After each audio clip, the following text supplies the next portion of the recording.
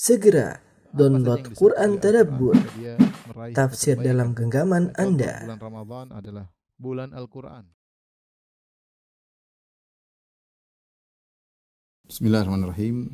Assalamualaikum warahmatullahi wabarakatuh. Alhamdulillahi ala ihsani wa syukur lahu ala taufiqihi wa amtinani. Asyhadu an la ilaha illallah wahdahu la syarika lahu ta'ziman li sya'ni, wa asyhadu anna Muhammadan abduhu wa rasuluhu da'ila ridwani. Allahumma salli alaihi wa ala alihi wa ashabihi wa ikhwani. Para pemirsa yang dirahmati oleh Subhanahu wa taala, para jamaah Masjid As-Sunnah Bintaro yang dirahmati oleh Allah Subhanahu wa taala. Pada kesempatan kali ini kita akan bahas tentang al-afkar, tentang pemikiran-pemikiran yang menyimpang dalam Islam yang harus kita jelaskan kepada umat agar mereka tidak mengikuti pemikiran-pemikiran yang menyimpang tersebut. Dan ini adalah bentuk perang pemikiran, kalau istilah kita al-ghazwu al-fikri, ya. Perang pemikiran yang masuk ke dalam dunia Islam. Dan pemikiran-pemikiran tersebut banyak, ya. Pemikiran tersebut banyak dan tersebar di alam Islami, termasuk di antaranya tersebar di tanah air kita. Ya, kita berusaha pelajari satu demi satu, tidak lain adalah untuk membentengi diri kita dan juga keluarga kita jangan sampai terpengaruh dengan pemikiran-pemikiran tersebut. Dan pemikiran pertama yang ingin kita jelaskan yaitu pemikiran ingkarus sunnah, ya. Ingkarus sunnah yaitu menolak sunnah-sunnah Nabi sallallahu alaihi wasallam. Yang orang-orang yang menolak sunnah tersebut, mereka menamakan diri mereka dengan Al-Quraniyun, ya. Al-Quraniyun yaitu maksudnya adalah yang membatasi diri hanya pada Al-Quran dan tidak mengikuti sunnah Nabi sallallahu alaihi wasallam. Dan kita tahu bahwasanya orang yang mengingkari sunnah Nabi sallallahu alaihi wasallam secara umum ada dua model. Model pertama yang mengingkari seluruh sunnah-sunnah Nabi sallallahu alaihi wasallam, murni hanya membatasi diri dengan Al-Quran. Yang kedua, mengingkari sebagian sunnah Nabi sallallahu alaihi wasallam, mengingkari sebagian sunnah Nabi sallallahu alaihi wasallam. Yang mengingkari seluruh sunnah Nabi, mereka disebut dengan Al-Quraniyun, ya. Al-Quraniyun itu nisbah kepada Al-Quran, bahwasanya mereka pengikut Al-Quran tanpa mengikuti sunnah. Sebenarnya penamaan Al-Quraniyun kepada mereka adalah penamaan yang indah, tidak pantas bagi mereka. Kalau kita sebut Qur'ani, maksudnya adalah orang yang mengikuti Al-Quran, menjalankan Al-Quran dengan cara menjalankan yang benar, ya. Ya, maksudnya demikian. Yang perhatian terhadap Al-Quran, tentunya kalau perhatian terhadap Al-Quran akan mau tidak mau mempelajari sunnah-sunnah Nabi sallallahu alaihi wasallam, karena yang menjelaskan isi Al-Quran adalah Nabi Muhammad sallallahu alaihi wasallam. Tapi maksud mereka dengan Al-Quraniyun adalah orang-orang yang tidak mengikuti sunnah Nabi sallallahu alaihi wasallam. Dan itu tersebar. Dan kita juga tahu di tanah air kita juga ada pemikiran yang seperti ini, menolak sunnah secara total ada, dan menolak sebagian sunnah juga ada, ya. Ikhwan dan akhwat yang dirahmati Allah Subhanahu wa taala, sebelum kita masuk kepada Al-Quraniyun, ya, kita jelaskan dulu tentang wahyu, ya. Wahyu kepada Nabi sallallahu alaihi wasallam.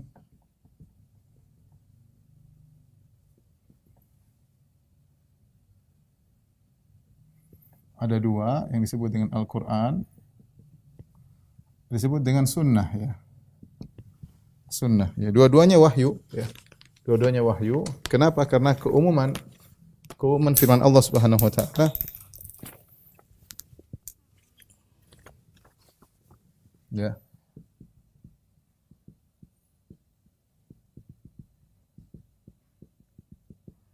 Seperti firman Allah Subhanahu wa taala, "Wa ma yamtiku anil hawa."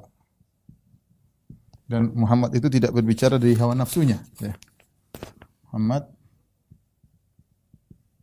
tidak berbicara dari hawa nafsunya. In huwa illa wahyu yuha. Kata Allah, in huwa illa wahyu yuha. Wahyun yuha. Yang diucapkan itu adalah wahyu, ya. Yang diucapkan adalah wahyu. Ini jelas, ya. Jadi Rasulullah SAW tidak mungkin tidak mungkin berbicara dengan hawa nafsunya ya.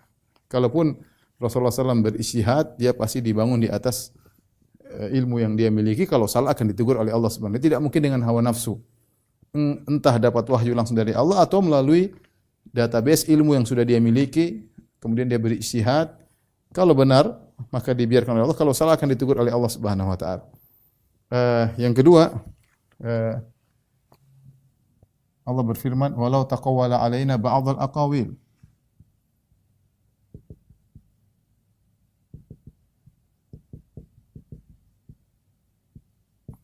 La akhadna minhu bil yamin. Thumma laqata'na minhu al-watin.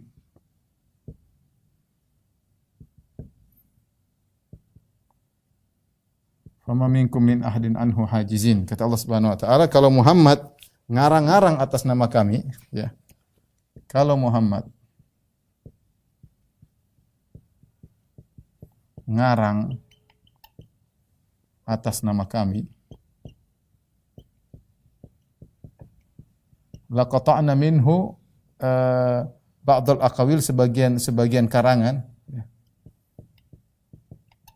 Sebagian karangan, ya, hanya ngarang-ngarang sendiri. La akhadna minhu bil yamin, sungguh kami akan menyiksanya, akan mengazabnya. Bahkan kata Allah Subhanahu wa taala, "Tsumma laqata'na minhul watin." Kami akan potong urat jantungnya, ya. Itu kami akan bunuh dia. Ya. Jadi Nabi tidak mungkin ngarang-ngarang ya. Kalau menyandarkan kepada Allah dengan Al-Quran maupun dengan Sunnah, nggak mungkin Nabi ngarang. Jadi apa yang dibawakan oleh Nabi SAW dalam Al-Quran maupun Sunnah, dua-duanya adalah hujjah ya. Dua-duanya adalah bentuk wahyu. Dan Allah Subhanahu Wa Taala menyebutkan secara tentang Sunnah dalam Al-Quran. Misalnya Allah sebutkan dengan hikmah.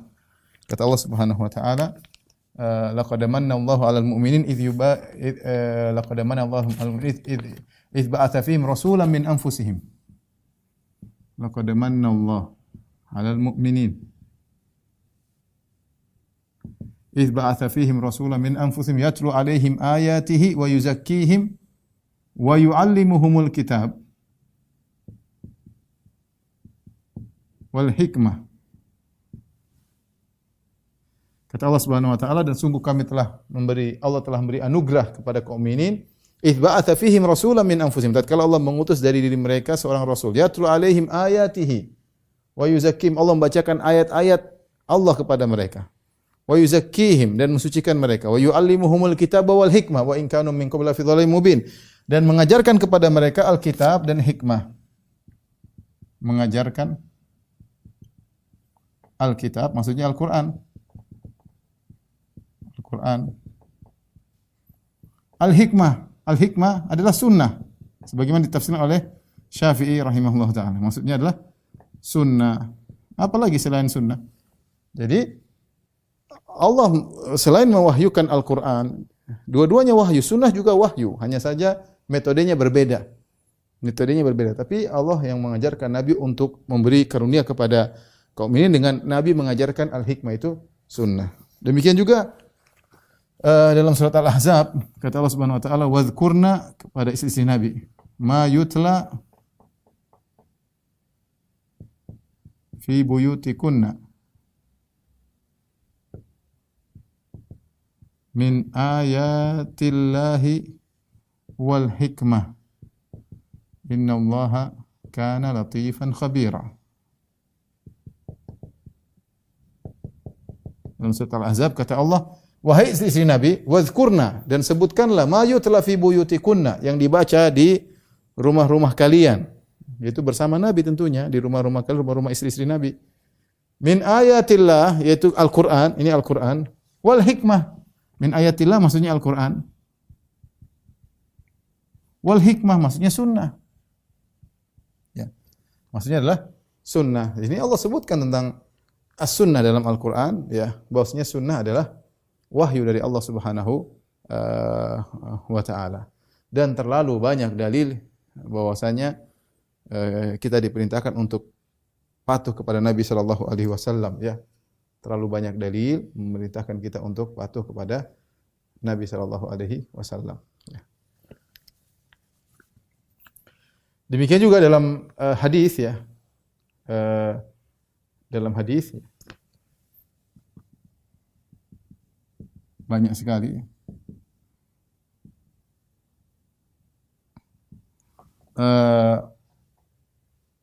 Ketika jadi maksud saya ini sunnah ini adalah wahyu ya. Sunnah ini adalah wahyu. Ini maksudnya demikian. Wahyu juga.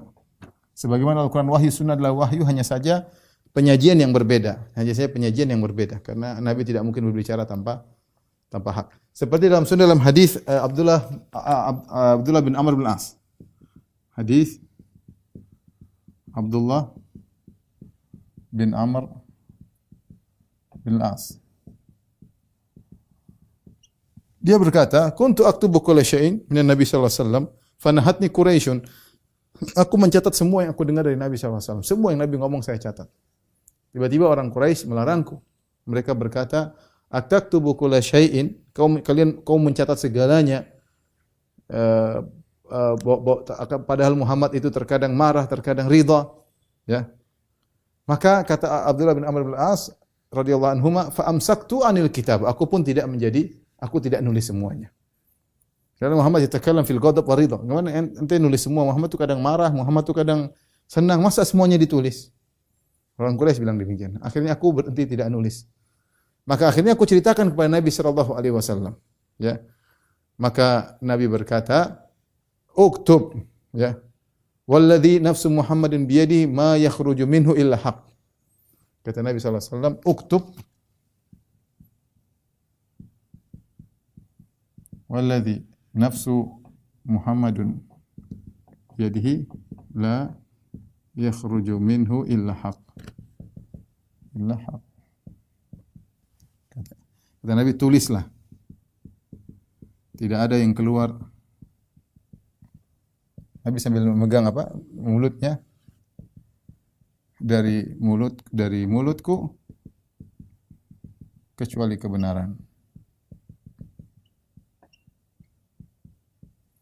Nabi juga bersabda, "Ala innama utitul Qur'an wa mithlahu ma'ahu." Kata Nabi sallallahu alaihi wasallam, "Ala innama utitul Qur'an wa mithlahu ma'ahu." Ketahuilah, aku diberikan Al-Qur'an, diberikan oleh Allah tentunya, oleh Allah Al-Quran dan yang semisalnya bersamanya. Semisalnya bersama Al-Quran, bersamanya. Semisalnya ini maksudnya adalah sunnah. Ya. Maksudnya adalah sunnah Nabi.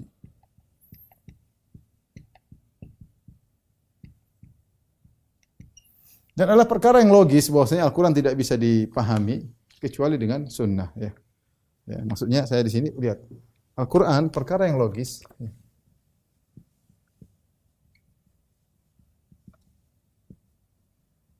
Bahwasanya Al-Quran baru bisa sempurna dipahami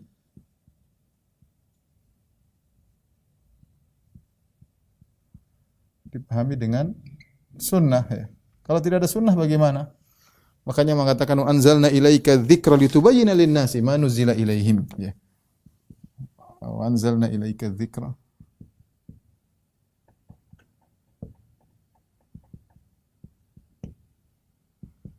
litubayyana lin-nas ma nuzila ilaihim. Kata Allah, dan kami turunkan kepada engkau Al-Quran untuk apa? Litubayyin. Perhatikan kata Allah. Litubayyin.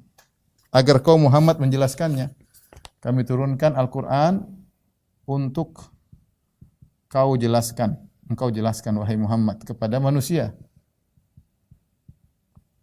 Ya. Kepada manusia, ya. Jadi penerapan Al-Quran adalah jelas. Kita bagaimana mau tahu penerapan yang sempurna? Aisyah pernah berkata kata Aisyah tentang Nabi radhiyallahu anha, tentang Nabi sallallahu alaihi wasallam, kana khuluquhu al-Qur'an. Akhlak Nabi adalah Al-Qur'an. Maksudnya Nabi adalah Al-Qur'an berjalan kalau bahasa kita. Penerapan Al-Qur'an adalah pada Nabi sallallahu alaihi wasallam ya. Gimana kita mau paham Al-Qur'an dengan baik kalau tidak melalui Nabi sallallahu alaihi wasallam? Dan terlalu banyak ayat ya. Terlalu banyak ayat menyuruh untuk mengikuti Nabi sallallahu alaihi wasallam ya. Terlalu banyak ayat. Lebih dari 30-an kalau tidak salah. Banyak ayat memerintahkan taat kepada Nabi. Banyak sekali. Bahkan digandingkan dengan Allah Subhanahu wa taala, banyak sekali ya. Ya, atiullah atir rasul ya. Taatlah. Atiullah wa atiur rasul. Contoh ya. Wa may yuti'ir rasul faqad ata Allah. Siapa yang taat kepada Rasul faqad ata Allah. Wa ma arsalna min rasulin illa liyuta'a bi idznillah.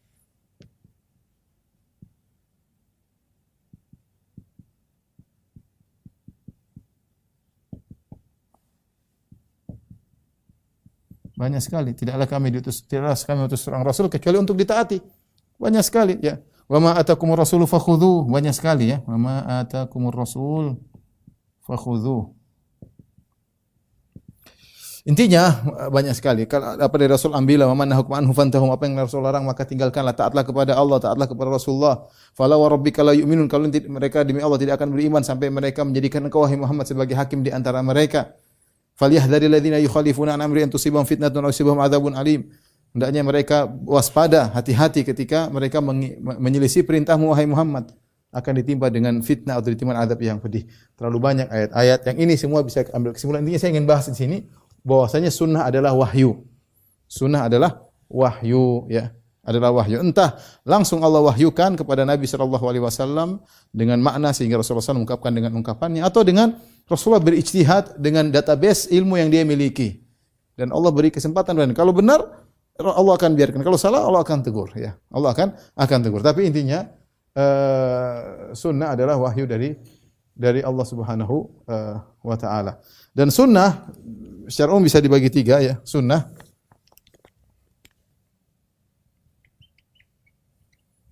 ada namanya qauliyah, ada namanya fi'liyah, ada namanya takririyah. Ini semua sunnah. Fi'liyah, qauliyah maksudnya ucapan sabda Nabi sallallahu alaihi wasallam. Qauliyah namanya sabda Nabi sallallahu alaihi wasallam. Kemudian fi'liyah perbuatan Nabi sallallahu alaihi wasallam.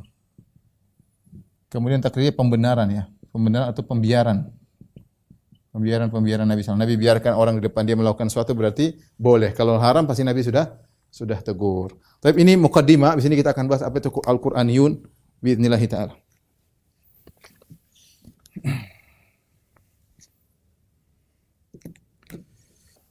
Baik, kita akan bahas Al-Qur'aniyun, tentang Al-Qur'aniyun ya. Saya bilang nama yang indah, harusnya mereka adalah munkirus sunnah. Munkirus sunnah, penolak, pengingkar sunnah harusnya.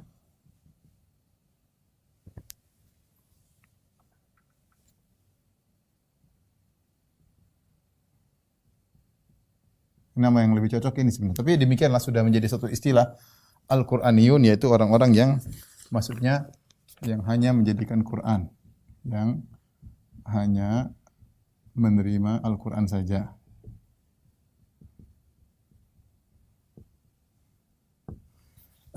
Kemunculan mereka ini sudah dijelaskan oleh Nabi SAW. Satu hadis kata Nabi SAW, la alfayanna ahadakum muttaki'an ala arikatihi ya'tihi amrun min indi ya. Ada saya tidak mau dapati salah seorang dari kalian duduk bertelekan di atas tempat tidurnya ya, kemudian datang kepada dia perkara-perkara mimma amartu bihi au mimma nahaitu anhu, dari perkara yang aku perintahkan ataupun aku larang. Kemudian dia mengatakan ya, biarkan aku bersama Al-Qur'an. Ya. Ma wajadnahu fil Qur'an ittaba'nahu. Apa yang kami dapat Al-Qur'an, kami ikuti. Kalau enggak ada, kami enggak ikuti, ya. Jadi Nabi sudah kabarkan akan muncul golongan Qur'aniyun ini yang mereka tidak mau mengambil sunnah Nabi sallallahu alaihi wasallam. Nabi mengatakan akan ada orang seperti itu dan ternyata datang. Baik, yang pertama kita bahas adalah faktor-faktor munculnya pemikiran ini.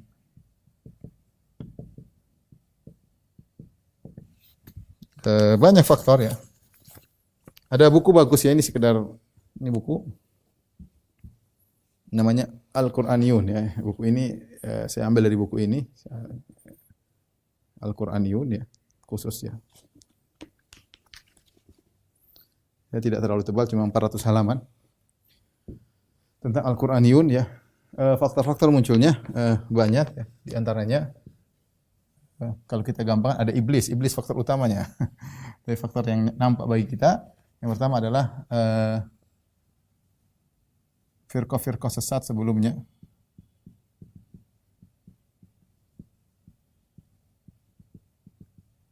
Yang menolak sebagian sunnah. Menolak sebagian atau seluruh sunnah. Jadi Al-Qur'aniyun ini muncul akhir abad ke-19 ya. Muncul akhir atau awal abad 20, akhir abad 19 atau awal abad 20 ya. Di tahun sekitar 1903, 1900 sebelum 1900 atau 1900, awal abad 20 mulai muncul. Tapi faktor yang memunculkan ini banyak, seperti fikih sebelumnya yang menolak sebagian atau seluruh sunnah. Di antaranya misalnya adalah Syiah ya. Syiah kita tahu menolak seluruh sunnah ya. Mereka menolak seluruh hadis kecuali hadis-hadis imam. Menolak seluruh hadis-hadis sahabat.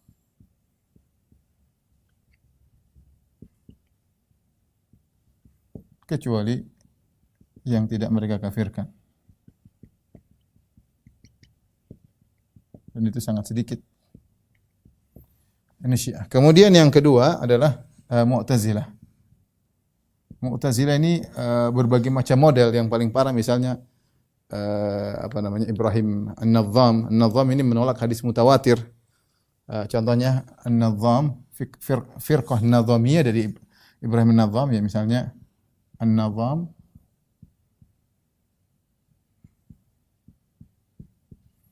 menolak bahkan hadis-hadis mutawatir.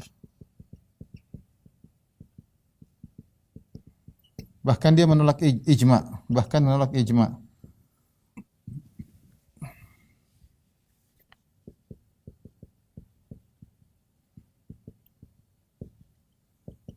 Hadis mutawatir maksudnya apa? Hadis yang diriwayatkan lebih daripada 10 sahabat. Lebih dari 10 sahabat yang meriwayatkan, kemudian di bawah juga banyak yang meriwayatkan banyak sekali. Namun kata mereka, enggak.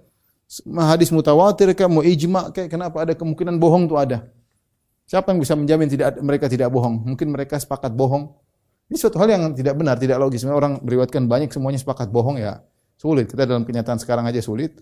Apalagi zaman sahabat radhiyallahu taala anhum sepakat untuk bohong dari sekian banyak.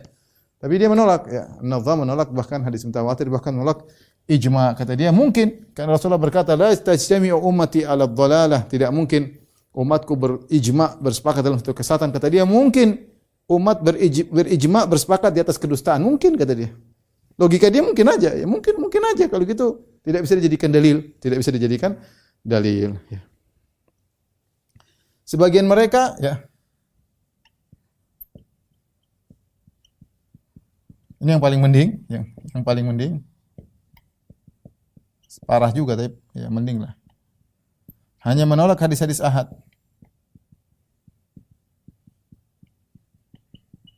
Hadis-hadis ahad. Intinya produk mereka Mu'tazilah, produk mereka banyak ya. Produk akidah mereka gara-gara ini banyak ya. Di antaranya menolak syafaat misalnya. Menolak syafaat. Tidak ada syafaat. enggak masuk akal, hadisnya tidak masuk akal, mau mutawatir mau apa enggak diterima. Misalnya menolak melihat Allah pada hari kiamat. Mereka menolak. Contohnya menolak alam barzakh. Tidak ada alam barzakh. Hadisnya semuanya ahad, padahal hadisnya mutawatir. Sama menurut Al-Qadhi Abdul Jabbar dalam kitab Masyarul Usul Khamsah ketika menolak sifat ru'yah, Allah bisa lihat pada hari kiamat, dia hadisnya ahad. Padahal hadisnya diriwayatkan 26 sahabat mutawatir. Tapi dia karena jahil, dia mengatakan hadisnya ahad. Gimana ahad? Hadis tentang azab kubur banyak mutawatir, bukan hadis ahad. Hadisnya mutawatir, banyak sekali sahabat yang meriwayatkan tentang hadis alam barzakh. Kemudian misalnya lagi menolak mizan, menolak sirat misalnya. Ini semua berkaitan dengan penolakan terhadap hadis. Ya, produk-produk ini selain didasarkan karena akal, tapi mereka juga menolak karena hadis-hadis Nabi Shallallahu Alaihi Wasallam. Mereka tidak bisa diterima. Apakah karena mereka menolak sebagian hadis atau mereka menolak? Kalau sudah menolak mutawatir juga ya berarti semua hadis ditolak. Seperti Ibrahim An-Nadham. Ya. Ini langkah awal, ya, peletak batu pertama untuk menolak sunnah-sunnah di kemudian hari. Menolak sunnah-sunnah di kemudian hari. Kemudian di antara faktor disebutkan oleh para ulama seperti penjajahan Inggris. Kenapa dikatakan penjajahan Inggris di India, Pakistan dan sekitarnya?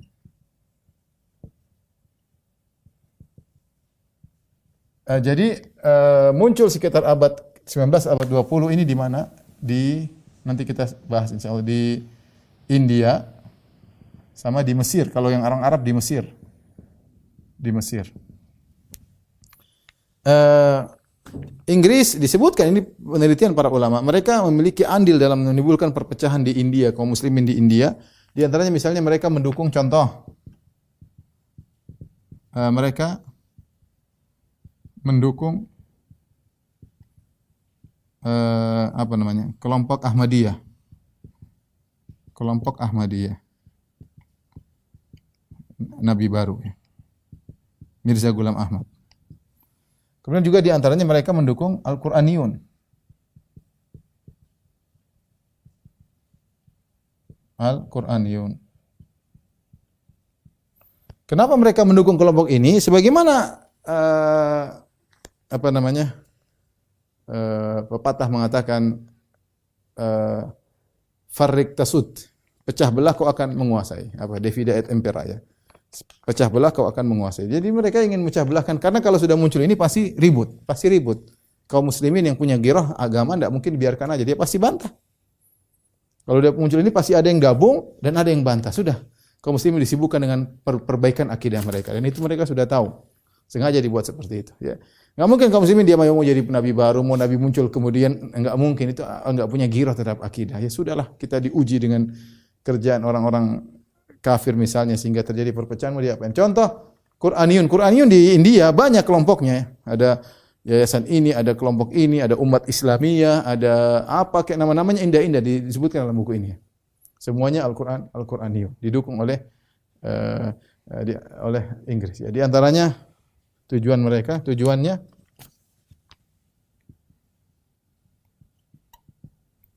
pertama memecah belah umat Islam sehingga sibuk dengan mereka sendiri, menghilangkan ruh jihad,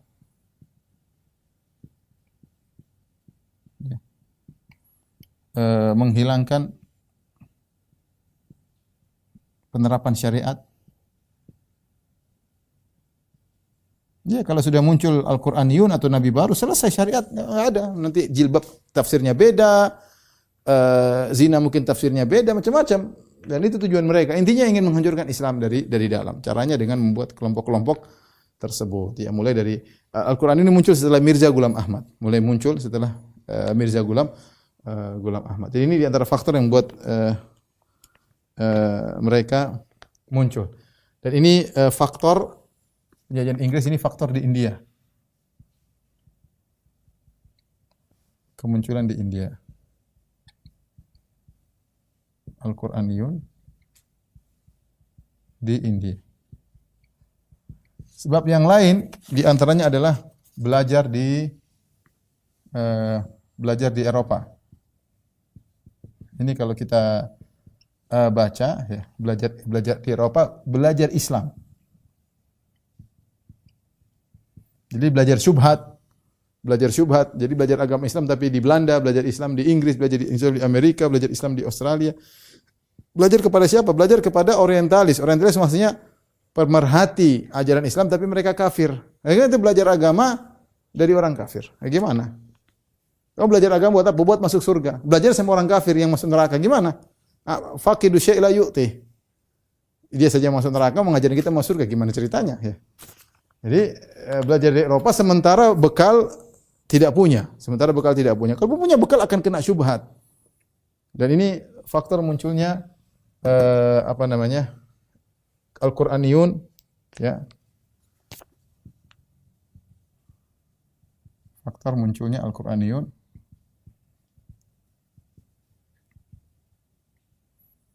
di Mesir. Dijelaskan di dalam buku tersebut bagaimana pertama begini, kemudian begini berkembang. Dan saya bilang juga di Indonesia.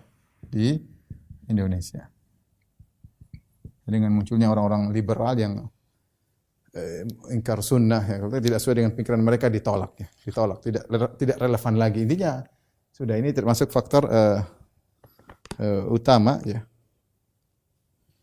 Kemudian di antaranya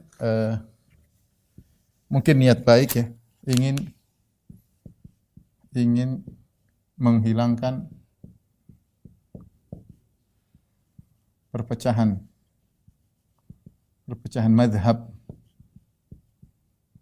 mazhab di antara kaum muslimin. Kita bilang ta'assub itu tidak bisa sempat muncul di dunia Islam cukup lama. Ta'assub ya, fanatik terhadap mazhab ya.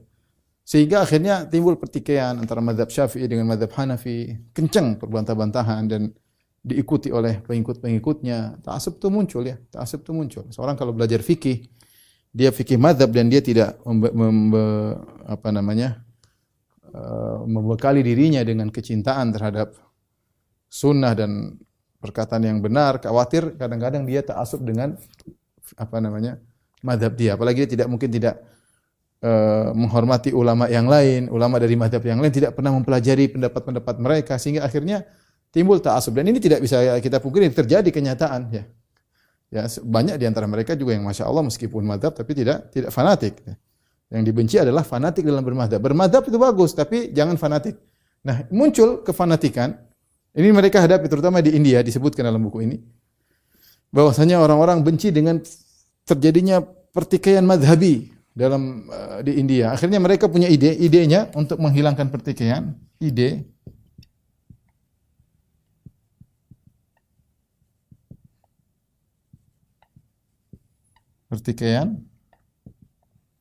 buang sunnah. Sudah kembali kepada Al-Quran saja. Hanya kembali kepada Al-Quran.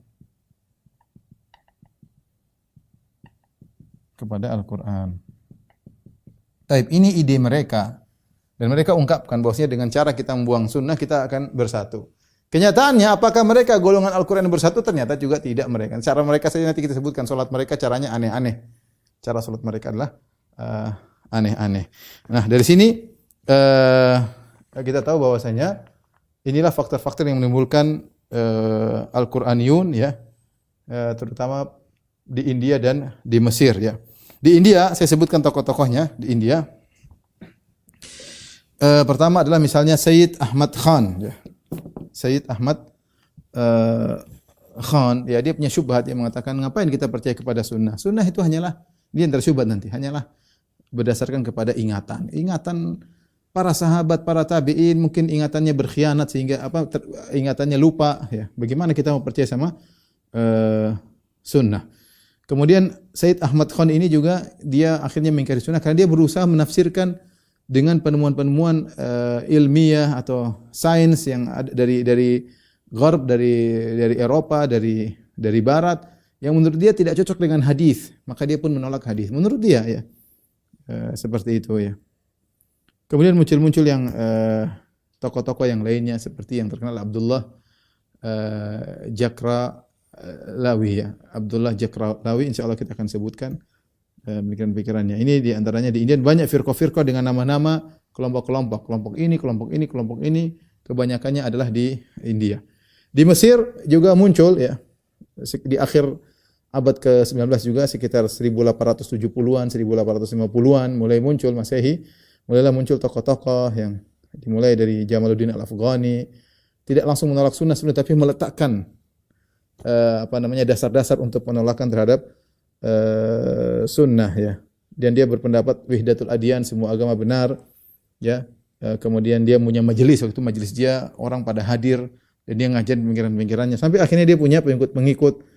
Di antara yang terkenal misalnya yang melanjutkan pemikiran seperti Mahmud Abu Rayyah ya, Mahmud Abu Rayyah yang punya buku Adwa ala Sunnah al-Muhammadiyah. Di situ dia mencela sunnah-sunnah Nabi sallallahu alaihi wasallam, membuat keraguan terhadap sunnah-sunnah Nabi sallallahu alaihi wasallam. Dan juga Ahmad Amin. Bahkan di antaranya yang terkenal adalah Muammar al-Kadzafi, disebutkan sini Muammar al-Qaddafi kalau bahasa kita, Muammar al-Qaddafi, Al-Aqid Muammar al-Qaddafi yang menolak juga sunnah sehingga akhirnya datang utusan dari Rabi'atul Alam Islami bertemu dengan dia menasihatinya, di antara juga Syekh bin Baz mengirim utusan untuk menasihati dia, terpengaruh dengan pemikiran menolak sunnah. Tapi kita akan bahas tentang syubhat-syubhatnya ya. Kemudian tentang misalnya contoh-contoh pengamalan mereka ya. Tapi ada beberapa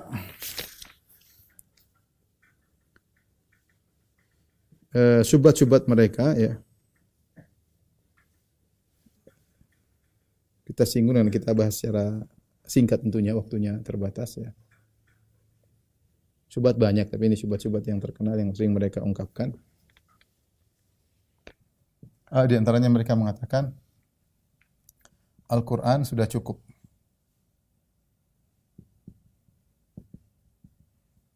Nah, kata mereka tibyanan likulli syai'.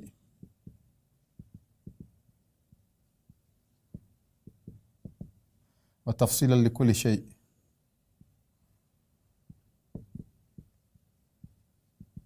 Kata mereka Al-Quran sudah menjelaskan, Al-Quran adalah penjelas dari segala sesuatu, perincian terhadap segala sesuatu. Penjelas perinci segala sesuatu. Ini syubhat pertama. Gimana bantahannya? Bantahannya mudah. Bantahan penjelas ya, bisa dua dua sisi ya. Bisa penjelas segala sesuatu secara kaedah.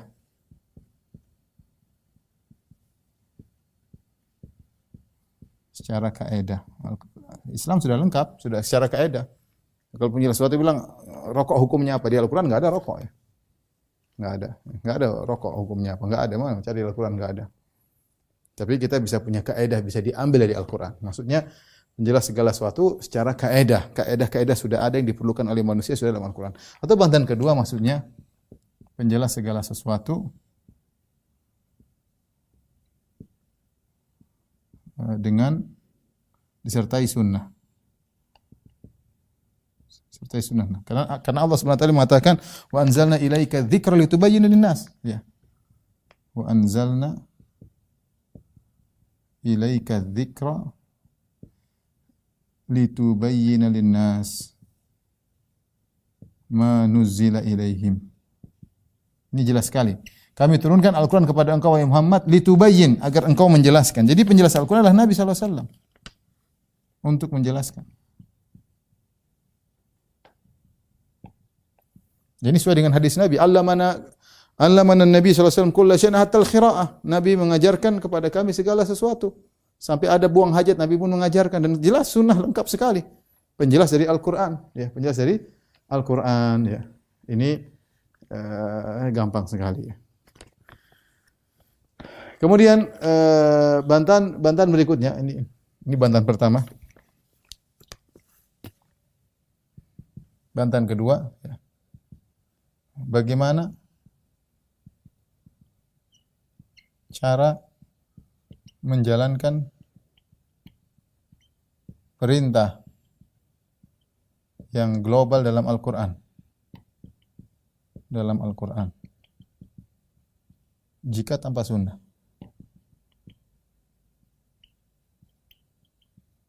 Contoh apa? Salat dan zakat. Gampangannya, salat dan zakat. Coba cari bagaimana cara menjelaskan salat kalau cuma dari Al-Quran. Enggak bisa. Mereka akhirnya maksa-maksa. Al-Quran coba. Allah mengatakan, wa aqimus shalah, dirikan salat. Wa atuz zakat, bayar zakat. Salat gimana? Jumlah rakaatnya dari mana? Waktunya kapan saja dari mana? Adzan iqamatnya tidak ada dalam Al-Quran. Apa yang dibaca tidak ada dalam Al-Quran. Gerakannya secara detail, sujud berapa kali enggak ada dalam Al-Quran. Terus gimana? Gimana meletakkan tangan dalam salat enggak ada dalam Al-Quran. Pembatal-pembatal salat apa saja enggak ada dalam Al-Quran. Rukun-rukunnya apa saja, syarat-syaratnya enggak ada dalam Al-Quran. Terus gimana caranya menjalankan salat? Akhirnya mereka terpaksa mereka berusaha membuat sistem salat yang tidak diajar. Saya kalau baca lucu banget ya. Saya tidak di buku tapi intinya ada beberapa yang saya baca, mereka berselisih tentang cara salat. Ada yang mengatakan di antara firqah mereka ada yang mengatakan salat 5 waktu, ada yang mengatakan 4 waktu, ada yang mengatakan ini firqah-firqah dalam Al-Qur'aniyun, ada yang mengatakan 3 waktu, ada yang mengatakan cuma 2 waktu sehari. Mereka khilaf karena mereka enggak mau pakai hadis, enggak mau. Mereka khilaf karena mereka khilaf dalam menafsirkan firman Allah Subhanahu wa taala, wa aqimis salata tarafayn nahari wa zulafan minal lail. Innal hasanat yudhibuna sayyi'at, dzalika dzikra lidzakirin dalam surat Hud. Kata Allah, dirikanlah salat tarafayn nahar di 2 ujung-ujung hari, wa zulafan minal lail dan di tengah malam. Kata mereka ini berarti 3. Ada yang mengatakan 5. Abdullah Al-Jakralawi mengatakan maksudnya 5 ya. Sama dengan kaum muslimin. 5 ya. Yang lain mengatakan enggak, ini cuma 3. Tarafayn nahar cuma 2 dan 1 malam. Berarti 3. Ada yang mengatakan cuma 2. Tarafayn nahar ini yang wajib, yang malam ini sunnah. Jadi cuma 2. Khilaf mereka. Terus berapa rakaat? Bingung. Mana dalil dari Al-Quran? Di Al-Quran enggak ada. 4 rakaat, 3 rakaat, 2 rakaat enggak ada. Bingung. Akhirnya Abdullah Al-Jakralawi berkata, dalilnya ada dalam surat Fatir. Bagaimana? Kata dia, Allah berfirman, Alhamdulillahi fatiris samawati wal ard alim alhamdulillahi fatiris samawati ja'ilal malaikati rusulan uli ajnihatin masna wa thulatha wa ruba'. Segala puji bagi Allah yang telah menciptakan langit dan bumi, yang telah menjadikan malaikat memiliki sayap-sayap 3, 4 dan 2. Berarti salat itu ada 2 rakaat, ada 4 rakaat, 3 rakaat. Dari mana? Apa hubungannya jumlah sayap malaikat dengan rukun dengan salat? Taib. Takbir dari mana? Cuma dalam hadis saja. Allahu Akbar. Nabi kalau buka salat Allahu Akbar. Dalam Al-Quran enggak ada. Kalau kamu salat bilang Allahu Akbar. Mereka bingung gimana? Kamu salat gimana? Baca apa? Mereka bilang Innallaha kana aliyan kabira. Dalam Al-Quran ada Innallaha kana aliyan kabira. Innallaha kana aliyan kabira. Bukan Allahu Akbar. Innallaha kana aliyan kabira. Sampai ada orang sunnah, ahlu sunnah yang debat mereka. Kenapa ente panjang-panjang? Innallaha kana aliyan kabira. Ada ayat yang lebih pendek. Wala dzikrullahi akbar. Itu aja lebih mudah. Wala dzikrullahi akbar. Kenapa? Innallaha kana aliyan kabir. Susah. Yang penting ada kalimat kabir susah. Ya. Kemudian misalnya Al-Fatihah enggak ada dalam Al-Qur'an, ya repot. Ada Al-Fatihah ada ya. Terus misalnya mereka kata mereka tangan di mana? Enggak ada dalam Al-Qur'an, dalam hadis kan ada. Rasulullah meletakkan di sini meletakkan tangannya begini. Mereka bilang bingung, letakkan tangan dalam Al-Quran enggak ada. Tapi ada dalam ayat dalam surat tentang kisah Nabi Musa, kata Allah Subhanahu wa taala, wadmum yadaka ila janahika. Ya. Tempelkanlah tanganmu di sini, di mana? Di ketiakmu. Kata mereka, jadi salat itu begini. Karena Nabi Musa disuruh untuk meletakkan tangan di dada. Jadi salatnya begini. Jadi Innallaha kana aliyan kabira. Terus di antara mereka juga nanti kalau kamu ruku, karena dalam Al-Qur'an ada warka'u ma'ar raki'in, ruku lah. Oh berarti ada ruku. Ruku gimana caranya? Enggak ada dalam Al-Qur'an. Ya harus sesuai sunnah. Tapi ya mereka bilang bisa ruku. Terus enggak ada bangkit dari ruku tuh enggak ada dalam Al-Qur'an. Yang ada cuma sujud. Jadi mereka setelah ruku langsung sujud. Jadi salatnya rukuk langsung apa? Sujud. Mereka khilaf cara-cara salatnya. Nanti ada yang mengatakan, enggak, sujud cuma sekali aja, jangan dua. Sujud. Ada yang mengatakan sujud sekali, ada yang mengatakan sujud dalam satu rakaat dua, ada yang sujud 3 kali dalam sekali. Ya, gimana? Enggak mungkin. Enggak mungkin Anda bisa mengerjakan Al-Quran tanpa sunnah. Belum kita bicara zakat. Zakat mana ukurannya? Mereka bingung. Mana dari berapa persen ya? Oh, ada ayatnya, kata mereka. Ayatnya 10%. Kok dari mana? Ya. Allah berfirman, apa namanya? Ya ayuhan nabiyyu haridul mu'minina al-qital iyyakum minkum mi'atun sabiratun yaglibu apa namanya? Iyyakum minkum ishruna sabiruna yaglibu mi'atain. Wa iyyakum minkum alfun mi'atun yaglibu alfan minal ladzina kafaru. Kata Allah, wahai Nabi, semangatilah orang untuk berjihad. Kalau ada 20 orang akan mengalahkan 200 orang. Kalau ada 100 orang akan mengalahkan 1000 orang. 20 dari 100 berarti 10%. 100 dari 1000, 10%. Berarti zakat 10%. Cuma ini ayat perang dibawa ke ayat zakat. Pokoknya mereka dapat angka udah. Zakatnya berat sekali, 10% ya. 10% ya. Nah, kita cuma 20%, dia 10%. Akhirnya dia ngarang ya. Ya. Kalau salam dia bilang apa? Salamun alaikum kataba rabbukum ala nafsih rahmah. Karena dalam ayat ada salamun alaikum kataba rabbukum ala nafsih rahmah. Jadi kalau assalamualaikum bukan assalamualaikum warahmatullahi wabarakatuh, tapi salamun, mungkin enggak pakai begini juga, begini. Salamun alaikum kataba rabbukum ala nafsih rahmah. Jadi namanya salat ngarang sendiri, berusaha pakai kalau orang ayat enggak nyambung, ayat tentang Nabi Musa dipasang, ayat tentang ini dipasang untuk salat, tentang malaikat digunakan untuk jumlah rakaat, dan mereka khilaf di antara mereka, niat mereka kembali kepada Al-Qur'an supaya tidak ribut fanatik mazhab, ternyata mereka sendiri berselisih. Contoh lagi syubhat, kata mereka, syubhat kedua,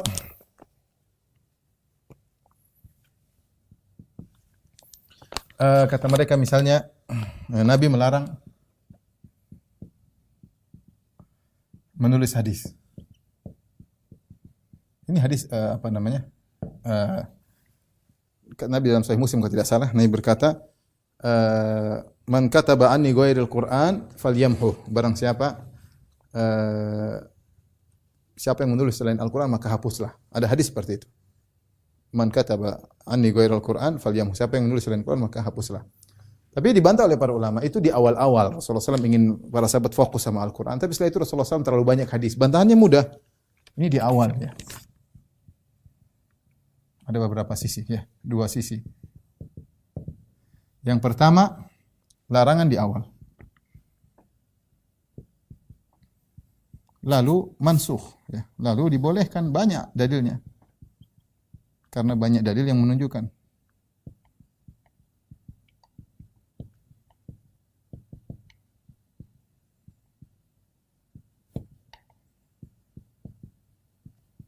Seperti Nabi mengatakan, "Uktubu li Abi Syah."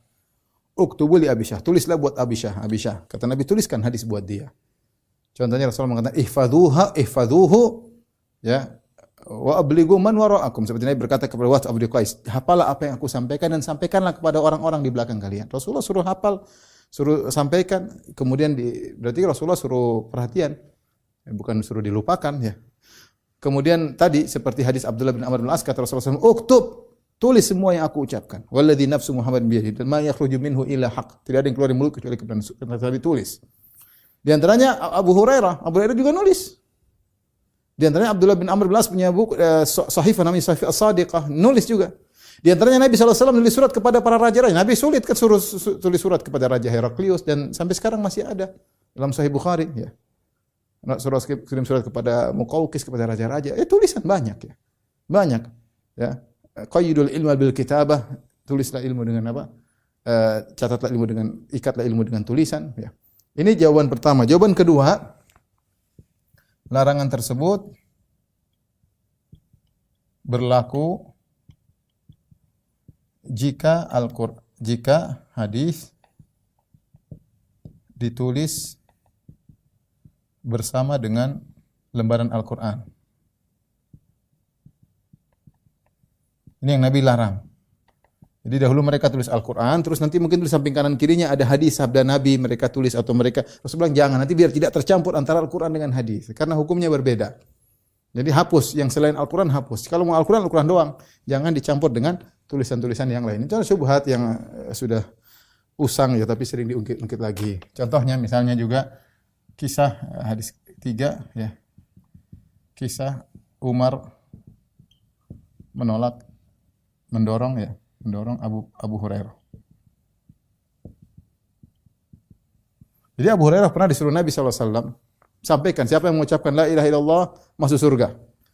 Tapi bawa sendalku, ini bawa sendalku. Maka Abu Hurairah keluar dari kebun kalau tidak salah, kemudian ingin menyampaikan kepada umat, kepada kaum muslim, ditegur sama Umar. Apa ini? Rasulullah suruh aku menyampaikan begini-begini. Maka kemudian Abu Hurairah didorong oleh Umar dan Umar lapor kepada Nabi, ya Rasulullah, kalau disampaikan seperti itu, mereka akan ittikal, mereka akan bersandar. Kayaknya masuk surga gampang sekali. Tapi ini kata mereka, lihat, Umar menolak Abu Hurairah.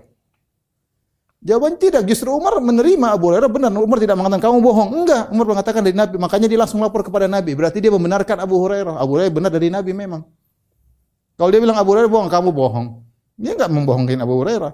Tapi justru dia membenarkan Abu Hurairah meskipun dia dorong, artinya jangan dulu kau sampaikan. Maka dia ingin beri masukan kepada Nabi SAW. Jadi tidak ada dalil di situ bahwasanya Umar mengatakan, kecuali Umar bilang, Abu Hurairah kamu bohong. Enggak mungkin Nabi bilang gitu. Itu baru namanya membohongi Abu Hurairah. Justru dia membenarkan, Umar radhiyallahu anhu membenarkan Abu Hurairah, maka dia langsung bukan cross check tapi dia ingin beri masukan kepada Nabi, nanti khawatir orang-orang akan apa? Bersandar kepada hal tersebut. Contoh lagi misalnya yang keempat. Mereka mengatakan para perawi hadis tidak maksum. Makanya ada hadis dhaif. Makanya ada banyak hadis dhaif. Makanya banyak hadis dhaif. Kita bantah mereka. Kita bilang, ini kita sepakat bantahan. Benar, makanya ada pemeriksaan. Itu benar. Karenanya ada penelitian. Ada penelitian. Mana hadis dhaif, mana hadis sahih. Ada para ulama yang punya kriteria dan itu ketat tentang biografi para perawi, bertemu atau tidak, kalau ada inqita atau tidak, ada mereka detail sampai ada berapa belas, ada 16 mungkin macam-macam hadis dhaif. Yaitu semua dipelajari oleh para ulama sehingga mereka detail sehingga mereka bedakan mana hadis dhaif, mana hadis sahih. Yang kedua, bantahannya kita bilang, nah sama saja. Bukankah perawi Al-Quran juga perawi hadis? Sama saja. Ya. Yang meriwayatkan, kata mereka sahabat tidak maksum. Nah iya, yang riwayatkan Al-Quran juga sahabat, sama. Sahabat ya. Kalau gitu, kalau kau meragukan perawi hadis, sudah ragukan juga perawi Al-Quran. Oh, perawi Al-Quran semuanya sikoh sudah diperiksa. Ya sama, hadis juga diperiksa. Tidak semua hadis mau diterima, harus diperiksa terlebih dahulu, seperti diperiksa dahulu. Yang terakhir kata mereka, misalnya ini contoh saja 5. Ada hadis Sahih Bukhari tapi tidak masuk akal.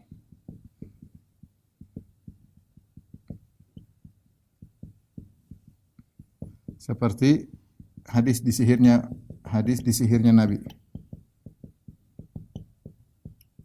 Nabi sallallahu alaihi wasallam. Apa bantahannya? Bantahannya mudah ya.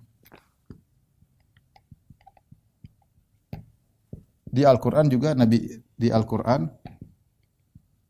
Musa disihir, Nabi Musa tersihir. Yukhayyalu ilaihi min sihri annaha tas'a. Dikhayalkan kepada Musa seakan-akan ular-ular tersebut bergerak. Berarti Nabi Musa juga tersihir. Al-Qur'an kalian tolak juga. Kan kalian bilang Al-Qur'an yang benar, hadis ragu. Al-Qur'an juga disebut Nabi Musa disihir dalam surat Thaha. Yang kedua, sihir tersebut seperti penyakit, sihir yang menimpa para nabi.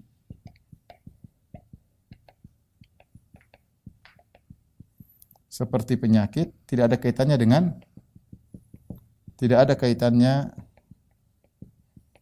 dengan wahyu, Kata mereka kalau Nabi disihir berarti Nabi nanti salah ngomong tentang Al-Qur'an. Enggak, dalam hadis disebutkan yukhayyalu ilaihi annahu ya'ti ila nisa'i wa lam ya'tihin. Maknanya kira-kira begitu. Dikhayalkan Nabi mendatangi sini, ternyata tidak. Bukan berkaitan dengan Nabi memberikan wahyu kemudian salah. Enggak, ini sama seperti Nabi Musa seakan-akan melihat apa? Melihat ular, ternyata tidak ada ular. Ya. Masa Nabi bisa diganggu setan? Ya bisa aja. Bukankah Nabi Adam digoda setan sehingga turun dari surga? Ya. Dia adalah syubhat-syubhat. Ya. Tentu syubhat-syubhat banyak. Ya. Tapi kita cukupkan syubhat-syubhat ini saja. Allah musta'an ya. Dan inilah sebenarnya banyak ya pemikiran mereka, tapi waktu sudah selesai tentang tafsiran-tafsiran mereka ngawur kepada Al-Qur'an karena tidak ada dalil. Mereka ingin nafsirkan sendiri sehingga bikin syariat baru, sehingga membuka pertikaian di antara kaum muslimin. Itu dicari oleh penjajah ketika itu. Intinya syubhat-syubhat masih banyak, tapi sudah cukup sampai di sini insyaallah. Mudah-mudahan kita bisa lanjutkan di lain waktu. Inilah golongan Al-Qur'aniyun atau ingkarus sunnah. Kita harus waspada, kita yakin bahwasanya sunnah telah ditulis oleh para ulama, Nabi sendiri sudah menulisnya, dituliskan oleh para sahabat, dituliskan oleh para ulama di Quran Mufaddalah ya, di abad kedua sudah ditulis ya. Dan seterusnya, dan kemudian diadakan pemeriksaan yang sangat ketat, biografi para perawi terjaga, dan sunnah bukan cuma dijaga melalui tulisan, bahkan diamalkan dengan amalan, dijaga dari sisi hafalan, dari sisi tulisan, juga dari sisi pengamalan ya. Jadi kita tidak ragu Allah menjaga Al-Qur'an, dan konsekuensinya Allah akan menjaga sunnah ya. Inna nahnu nazzalna dzikra wa inna lahu lahafizun. Kami turunkan Al-Qur'an dan kami akan menjaga Al-Qur'an. Di antara konsekuensi menjaga Al-Qur'an, menjaga penjelasnya. Al-Qur'an saja dijaga, penjelasnya tidak dijaga, ya percuma. Apa fungsi faedah dari Al-Qur'an kalau penjelasnya tidak ada? Kalau tanpa Al-Qur'an, lihat tadi gimana cara salat, bingung tadi ya. Khilaf di kalangan mereka. Wallahu a'lam bishawab. Demikian kurang lebih, insyaallah kita lanjutkan kesempatan yang lain. Wabillahi taufiq wal hidayah. Assalamualaikum warahmatullahi wabarakatuh.